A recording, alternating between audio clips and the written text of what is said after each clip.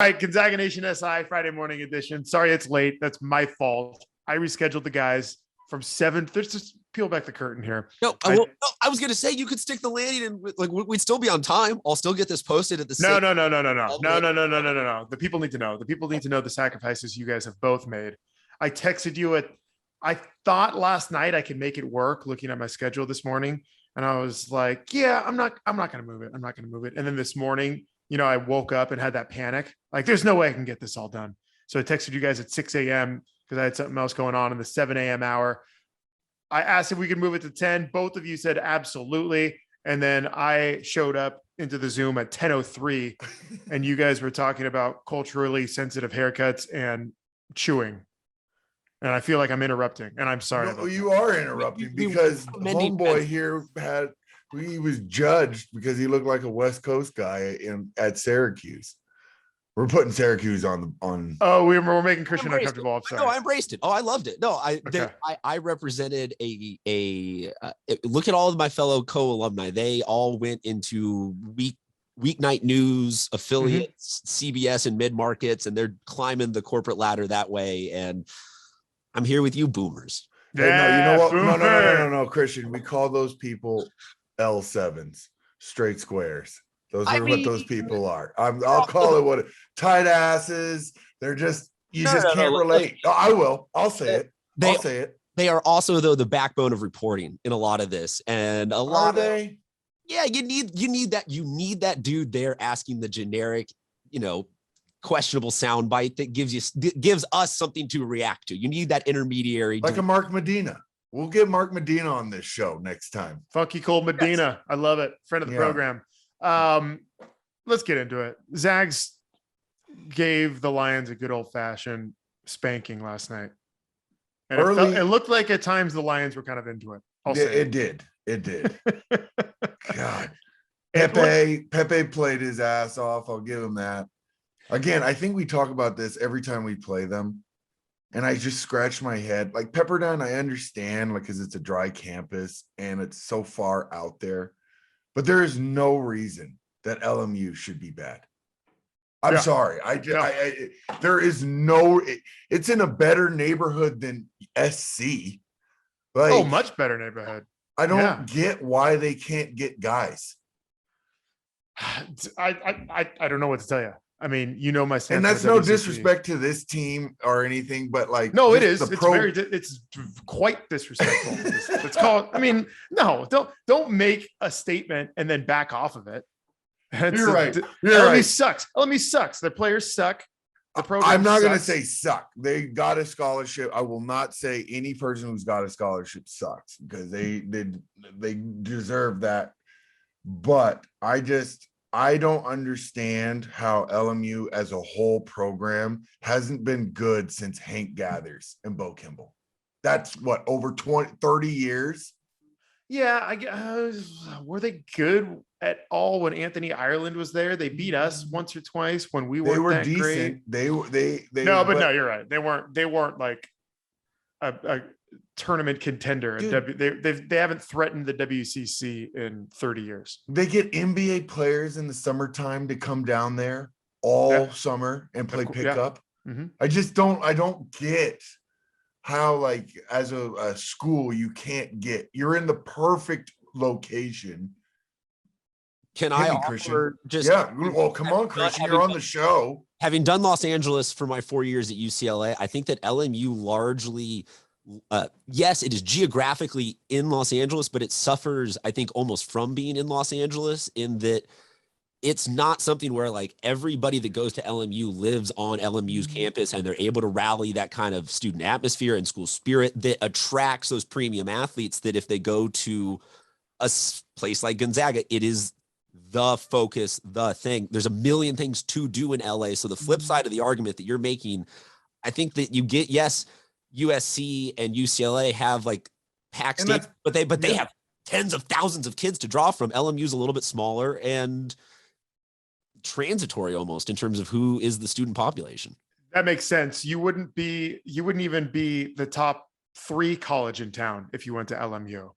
Right. I mean, you would be at best in third place What I- college-wise. And I understand that, but you And would think that's in colleges are like what 11th and 12th and 13th on the list of things to do in LA. Right. You know what I mean? On the list of where priorities are at. So no, I totally understand where you're coming from, Christian. And I do think that the college experience is better in kind of a rural area, not calling Spokane rural, but like Tucson.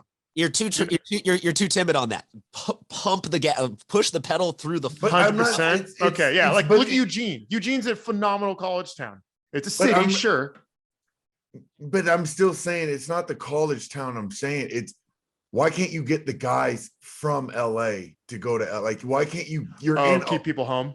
keep people home? You can't get any guys that are the sloppy seconds of UCLA and like SC. Maybe this changes with NLI because LA can offer internships and opportunities for revenue that other places can't. And we see in 5 years that, that's what it took.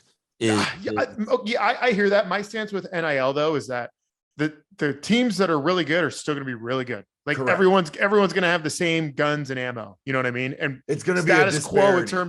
terms of the power players of college are going to remain the same. There's going to be teams that jump ahead, sure, but water always finds its level. You know what I mean?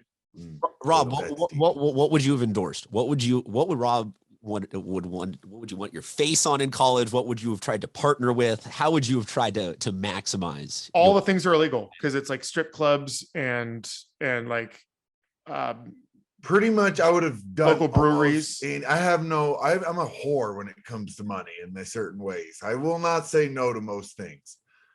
Like, I'll just be real with you. Should we talk about the ball game? Zags defeated LMU by a count of 89-55. They covered, thank God, they covered first half and game. Didn't get the team total over 92. Not that I was counting. Okay, we discussed LMU. I don't. Let's hammer them home a little bit more.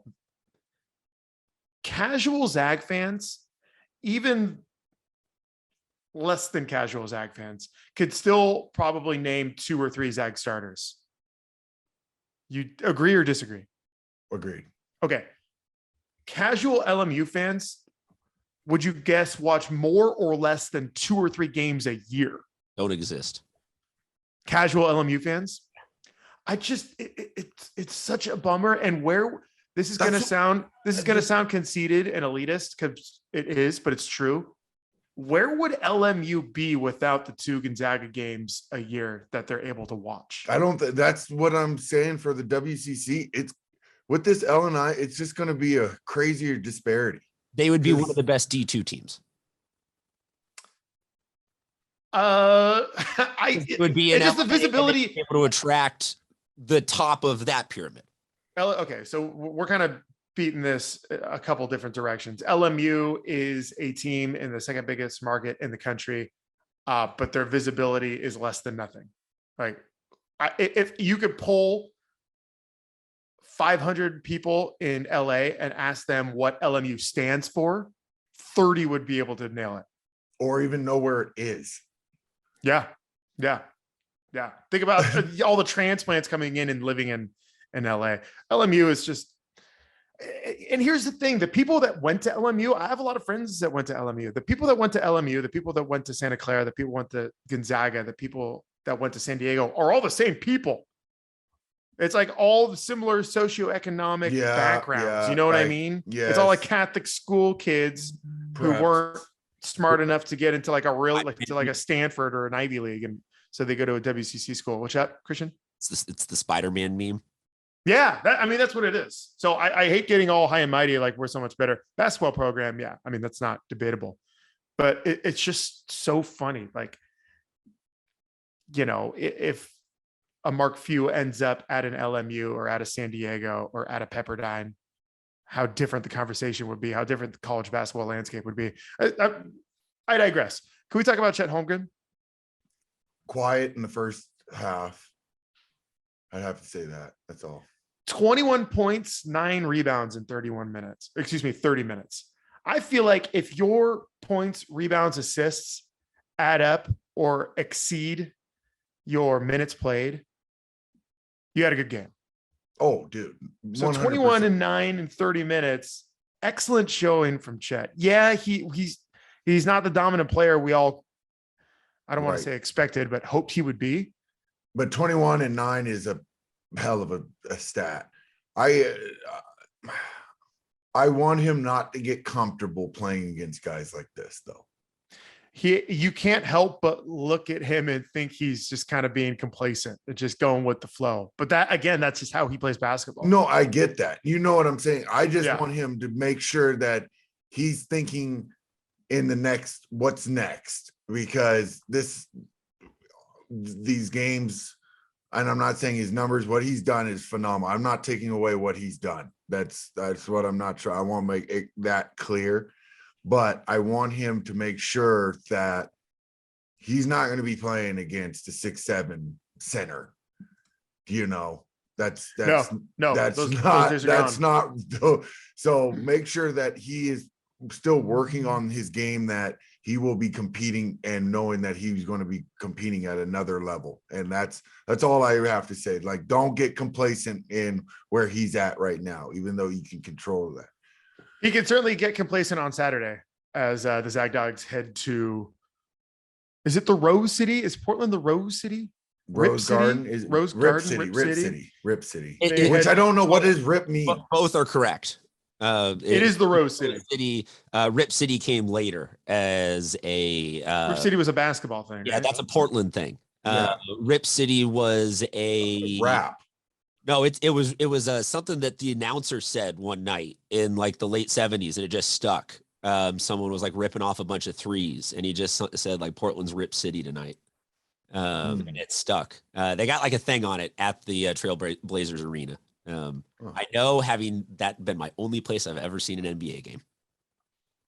Christian, because we're recording later today, did you have a chance to like shower and clean yourself up? You look, not to say you looked bad the first couple of shows we did, but he's taking this more seriously. You look great. You look like you put some effort in this morning. Well, first off, I've cleaned the studio back up, so I'm in the proper lighting and everything, corner of it. But usually 7:30 is right after getting back from getting the wife out to work and taking the dog on a quick run, so that my dog is not barking and a nut while we were recording. What kind of dog are we talking?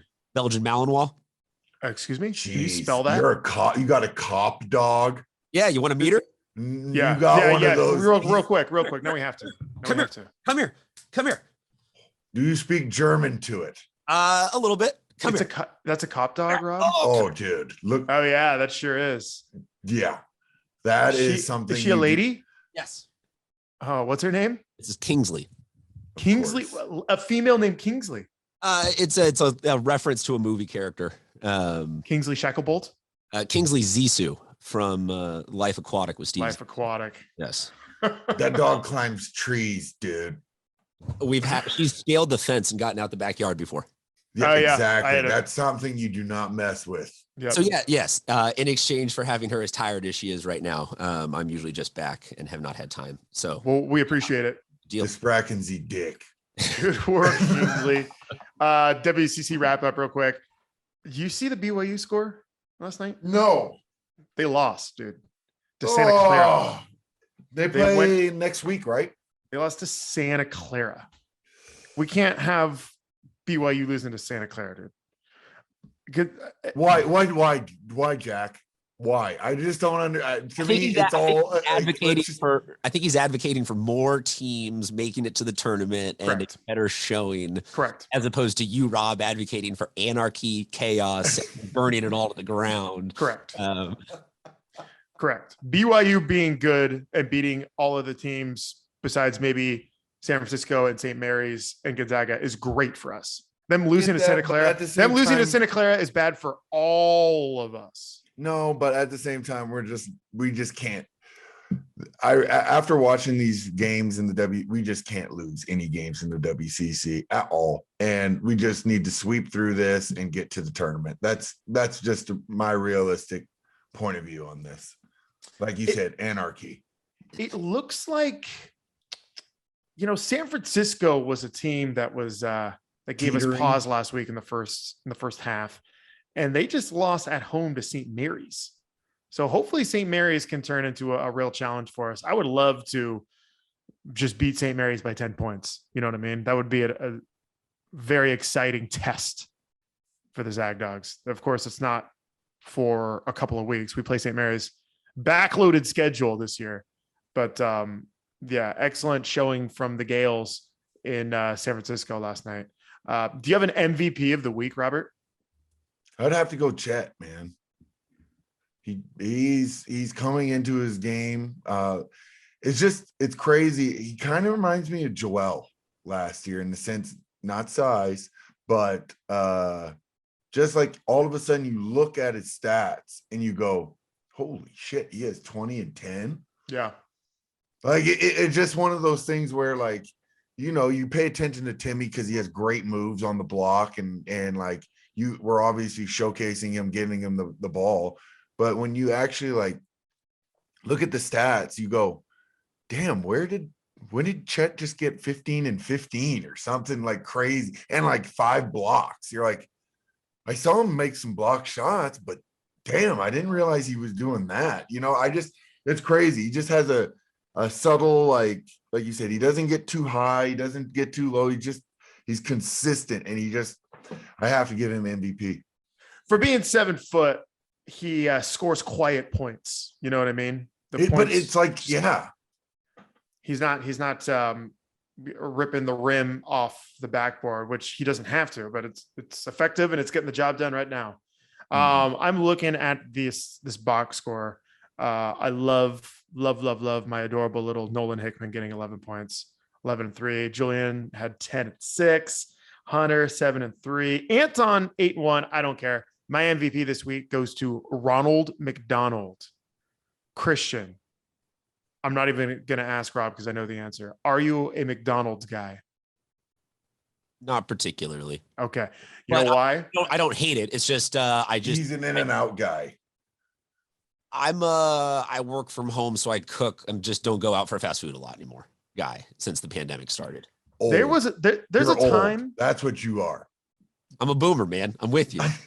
There was a time. And hopefully that time still exists. Jack in the Box would be my preference. Yes.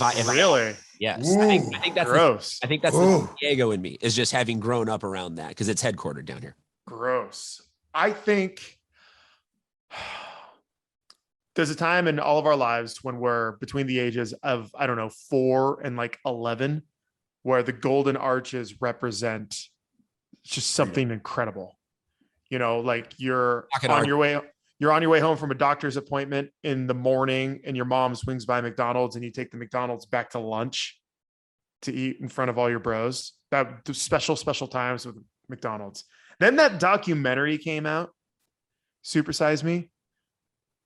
Are you too young for that, Christian? Super Size Me? You've seen Super Size Me. Super Size Me was great.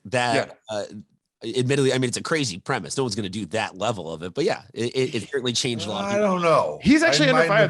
That documentary maker is under fire for like fabricating some of his stories because his deal. That's his deal. He just whatever the subject matter is, he does it for 30 days. He ate nothing but McDonald's for 30 days. Obviously, you're going to gain weight. I mean, that's not shocking, but that I think McDonald's as an institution suffered tremendously from that documentary.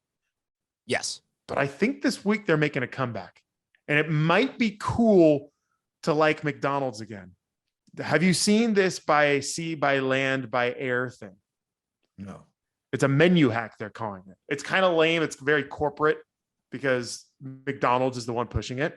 But you order a Big Mac, you order a chicken sandwich, and you order a fillet of fish, and you cram them into one burger. And it's 1,500 calories of regret. Oh. Delicious regret. By land, by air, by sea. Fun fact, because I was like, well, that's stupid. Chickens don't fly. They're not by air. Chickens, several hundred years ago, maybe more than now I'm talking, don't check my dates on this, but chickens, before we started tossing them into farms and domesticating them, could fly. Did you know that? Yes. You have to clip their wings. Wait, they could fly like distances though. Now no chickens can fly. You know what I mean? They could fly like a good amount. Oh, okay. Like you could see them in the air flying type. Sure. Maybe not the air, but like, yeah, they could go from town to town. They couldn't just scurry around the farm. Well, you have to, I know if you have chickens and you're trying to keep them not going everywhere, you clip their wings. I know that. Have you raised chickens? My grandmother had some chickens, so she told me she would have to clip their wings. Nice. Go ahead. I do want to amend. The McFlurry is the king of all of the dessert options. What about fast food? What about their fries? You're gonna hate me because I like the curly seasoned fries from Jack in the Box. Those are pretty good. They are good. Burger King fries you're excellent. crazy, dude. McDonald's fries and a Coke or a Sprite. I'll stop any day for that. This is a conversation just about everyone has all the time with their friends, but I'm not afraid to have it. When it comes to fast food dessert, Christian, I never really got the McFlurry. To me, the Frosty is at the top of the fast food dessert mountain. Wendy's. Yeah, it's simple. You know what you're going to get every single time. You wait a little bit for it to melt a little bit in your cup. Yep. Those fries in there. Oh, you were a fry in the chocolate? 100%. Sweet and salty, my man. Sweet and salty. I feel like the core of the McFlurry argument is the what's incorporated in it. Right. The Oreo, the straight smooth, but yeah, like you're like, I want ice cream with a little oomph, with a little pizzazz on it. And you know, how do you order it? How do you order it? I was traditionally Butterfinger. Christian, you're such a weirdo. I've never ever met a Butterfinger McFlurry guy. I've honestly wondered, why do they even have that option? Who orders that? Consider me the diversity hire, man. Wow, good for you. You should put that on your LinkedIn. Yeah, no, that's how I sealed the deal with Dan Beach on this job. Went to McDonald's and I ordered him a Butterfinger McFlurry. Yeah, no, I just don't. Have you ever had an apple pie at McDonald's? Yes, so good. I've never done that. That's good. I have friends that order pancakes at McDonald's. I've never done that. I think that's what you never done the pancakes, the whole deluxe meal? No, dude. I go like McMuffin if I'm there before noon. The deluxe meal. What you do is you grab. It's basically that's how they got the McGriddle. I swear, you grab the pancakes, you put that egg, whatever you consider egg substance, in there, and you put it in there, and then they give you a sausage patty, and you put that all, and you just. Like nice little, and you put your syrup all on that. And I think that's how they came up with the McGriddle. Another thing, I've had like one McGriddle in my life. You're crazy. Yeah. Now the problem with the McGriddles is you're finding the toilet like within like 20 minutes. You're in a panic dangerous game. Yeah, hopefully you can find a toilet. It's like Wolfie's back in the day. R.I.P. R.I.P. to Wolfie's. Too soon. Well, anyway, if you boys didn't know, McDonald's is back in a big way. Wait, have you tried the land? No, I won't, and I won't do Jack it. is worried I'm on the wrong side of 30. I'm on the wrong side of 30, dude. If I had one of those, Rob's on the wrong side of 40. It would feel excellent. Going down, I would not be right for a weekend. You know what I mean? And I'd be filled with guilt and shame. Oh, you're and just in cry pain, myself, bro. Your stomach is like, as a kid, you're just an animal. You could eat McDonald's before you work out back in the day. It's funny too, though, because as a kid, I would never dream of ordering a fillet of fish at McDonald's, and now sometimes I like kind of crave it. Am I crazy for liking fillet of fish? I judge not. Okay, thank you, Christian. Now you're making me feel bad. I have no legs to stand on. I apparently am a radical leftist in terms of you really, I don't know if it's left, I don't know if it's right, but it's radical. I don't know which direction you're in. Yeah, you're not there's no direction on that. You're just radical. You're just a radical Jack in the Box. Yeah, one of my good friends. Are you guys both going to say the In-N-Out's overrated? Just that it's like Cali people overhype it and whatever? I think it's a little overrated. I mean, it's fine. Too. It's good. I would never wait, You know how the line is always out the Sure. door, literally? I would And never do that. I would never, ever, ever do that. And then now in the pandemic era, it's gotten worse because less and less people want to go inside. And If Oh, there- really? If there's people outside of the drive-through with their little clipboards taking orders, Yeah, I'm not no. doing it. Not doing it. those will be like 3 or 4 deep now of those people out front having to Yeah. hit orders. Yeah. And Although everybody's learned from Chick-fil-A now to like split lines and have a lot more of that service going into it. I'll say this about Chick-fil-A. That is overrated. Wait, Chick-fil-A is good. It's really, really We're good. talking breakfast stuff here. Have you had the chicken minis? no. I have. But I the think one I had One not overrated part of Chick-fil-A. the one that I had didn't have any sauce on it. And maybe the first time I had it was like 3-4 years ago, and the expectations were so high that I was like, this is fine. You know, like I think McDonald's chicken sandwich is excellent. Wendy's spicy chicken sandwiches. See, there you go. There you go. And that just the Wendy's tops- spicy that chicken is the best sandwich ever. the Wendy's spicy chicken sandwich is probably like $2.50, like $3. Do your The Chick-fil-A sandwiches are like $6.50. So that you have to factor that in. do your cravings and thresholds change based on hungover versus sober? Oh, 100%. 100%. You have a Drastically. menu of what you're craving, right? Oh, Drastically, 100%. Radically, to steal your term. Not absolutely. And that's the thing, like you can go when you're hungover, the guilt and shame rules don't apply when it comes to fast food. Anything. It's survival at that Yeah, it's point. survival. It's mandatory. You're in a Yes. survival mindset of just how do I get through this? How do I feel better? It's almost Emotionally, Like, you almost physically. flip it. You get the worst stuff possible, right? Like, you Oh, get- yeah. terrible. Yeah, because it doesn't Terrible stuff. calories that day don't count. Saturated fat that day doesn't count. Cholesterol just- doesn't count. The greasiest, the better. Amen. Yeah, Amen. brother. so we need to do top 5, bottom 5 next week. Then Next week, done deal. Ooh, okay. Done. I'm Done. looking at, but yeah, McDonald's sales haven't been this good since Bill Clinton was president.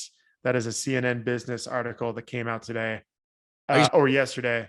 And a lot of that has to do with inflation. McDonald's is sneaky upping their menu prices.